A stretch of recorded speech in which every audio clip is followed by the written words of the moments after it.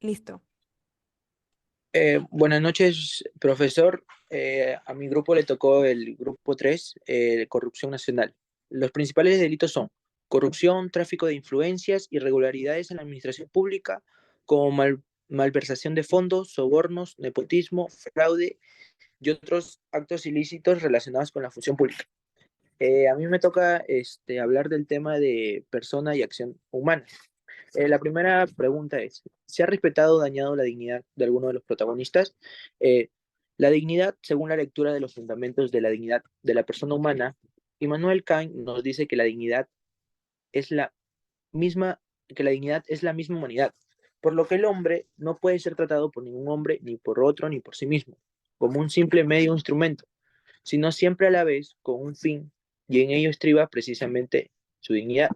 Por lo tanto, se puede deducir que la dignidad significa el valor interno e insustituible que le corresponde al hombre en razón de su ser, no por ciertos rendimientos que él hace, que presenta o que prestará, sino ni por otros fines distintos de sí mismo.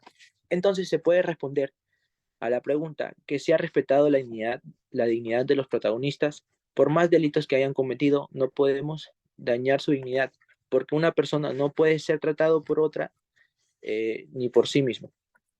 La segunda pregunta es, explique dos acciones del caso que puedan considerar actos humanos.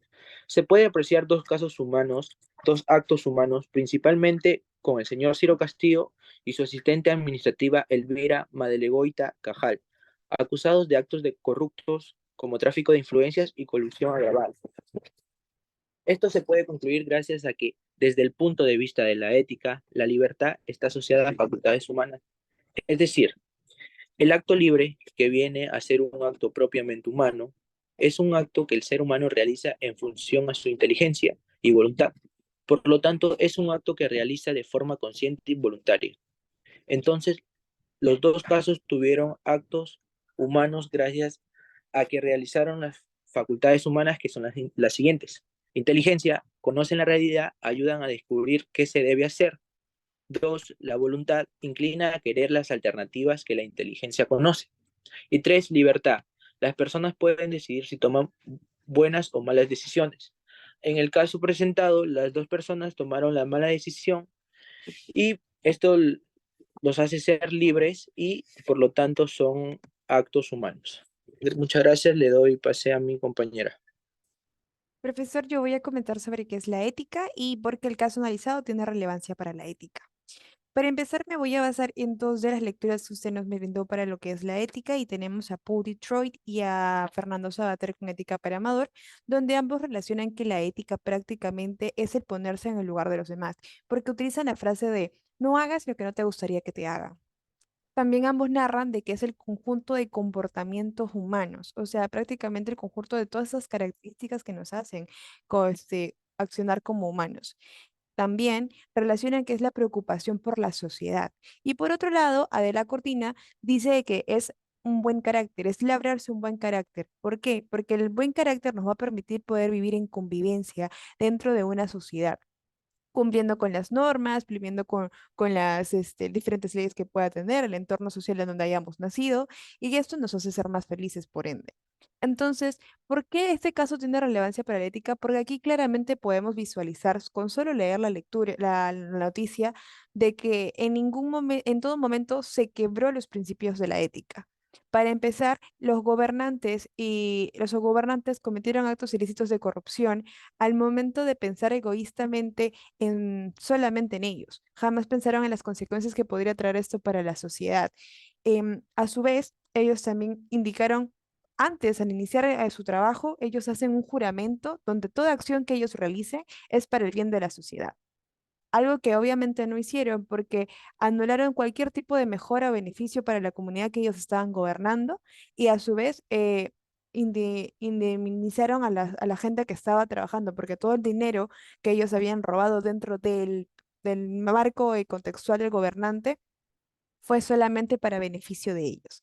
Entonces jamás pensaron en la sociedad, jamás pensaron en el prójimo y todos sus actos fueron en contra de las normas de convivencia y reglamento jurídico que va bajo su puesto laboral que estaban ejerciendo en ese momento. Doy pase a mi compañera. Desde una perspectiva de conciencia moral es importante analizar esta situación por varias razones. Uno, ética y valores. La corrupción atenta contra los principios éticos fundamentales como la honestidad, la justicia y la equidad. Analizar estos casos desde una perspectiva de conciencia moral nos recuerda la importancia de actuar con integridad y responsabilidad en la vida pública. Dos, bienestar de la sociedad. La corrupción tiene como costo real para la sociedad en términos de recursos mal utilizados y servicios públicos de mala calidad. La conciencia moral nos llama a considerar el impacto de la corrupción en el bienestar de la población y abogar por un gobierno transparente y responsable.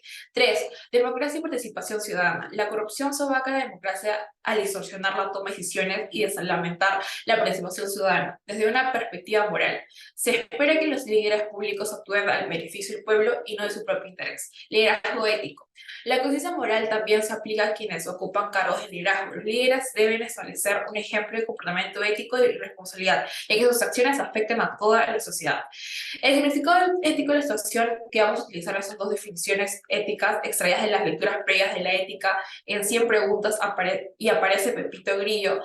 El concepto uno tenemos el imperativo de categórico de Kant. El filósofo Immanuel Kant desarrolló el concepto de imperativo categórico como una regla ética fundamental. Uno debe tomar decisiones basadas en principios que todos los demás podrían seguir sin que se produzcan conflictos morales. Desde la perspectiva del imperativo categórico de la situación, el gobierno regional y su asistente administrativa deberían haber actuado de manera de que sus conductas fueran universalizables. Si sus acciones involucraran la corrupción, estarían en contradicción en este principio ético, ya que no sería deseable que todos los funcionarios públicos se involucraran en actos de corrupción.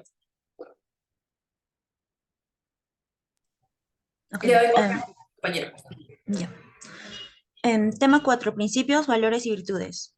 Para este tema tomé de referencia a Aristóteles en su Ética de Nicómano, que nos define que la virtud es un modo de ser selectivo en cuanto a nuestros actos y decisiones determinadas por la razón. De tal manera, las virtudes son los hábitos buenos que hemos ido adquiriendo y los manifestamos en todos los ámbitos de nuestra vida. Y por lo tanto, la consecuencia de vivir las virtudes es la felicidad. En este caso, los implicados carecen de virtudes morales como la justicia, templanza, y ya de por sí también cumplen con los principios fundamentales como el respeto y la honestidad para con la ciudadanía. La justicia busca dar a cada uno lo que le corresponde, orienta a las demás virtudes humanas hacia el bien común y no hacia el individuo, y porque la justicia implica una igualdad. La templanza es una virtud que consiste en mantener la calma en situaciones de estrés, puesto que modera y ordena la sensación de satisfacer de manera inmediata todos los deseos, a fin de procurar un equilibrio mental, espiritual y físico. El respeto significa preocuparse por el impacto de nuestras acciones en los demás, ser inclusivos y aceptar a los demás por lo que son, y evitar también situaciones negativas que resulten perjudiciales para la sociedad. La honestidad quiere decir actuar y hablar con sinceridad, evitar ocultar datos que implican a la sociedad. De tal manera, consiste en no mentir, no engañar ni robar.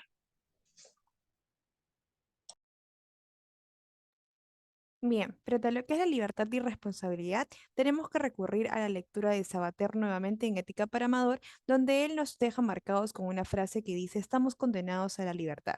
¿Y qué es un acto humano poder ser libres? Porque nos permite el poder elegir. Pero ¿la libertad es acaso que nosotros podemos ir y hacer lo que querramos por el mundo? Claro que no. La libertad viene con condiciones. Y aquí nosotros decimos que somos libres porque tenemos la posibilidad de elegir entre diferentes opciones. Entonces, si fueron libres o no los protagonistas de nuestro caso, pues fueron libres de escoger lo que ellos decidieron en ese momento, que fue pues optar por realizar un acto corrupto. Por otro lado, la responsabilidad.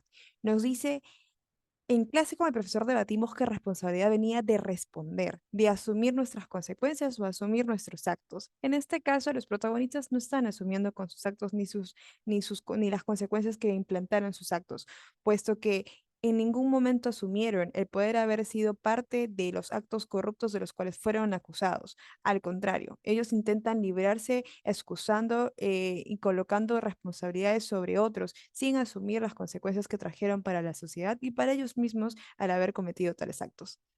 Eso sería todo, profesor. Muchísimas gracias.